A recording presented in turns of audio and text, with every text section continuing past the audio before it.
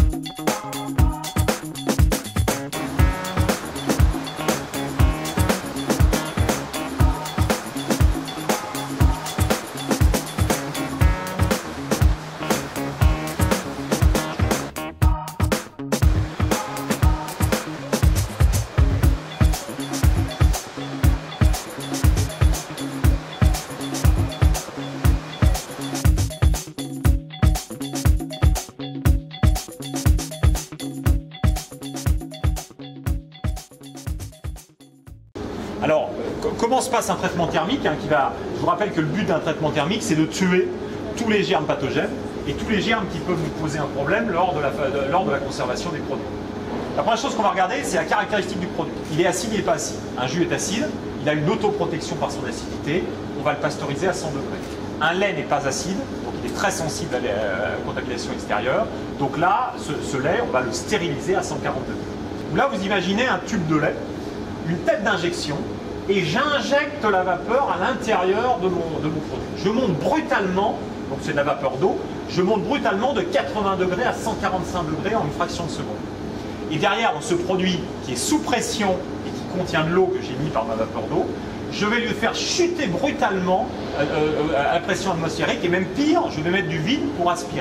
Et j'arrive à des qualités nutritionnelles inégalées sur un certain nombre de temps. Et ça nous a permis de récupérer quasiment la totalité des produits hyper protéinés qui sont fabriqués en France en fait.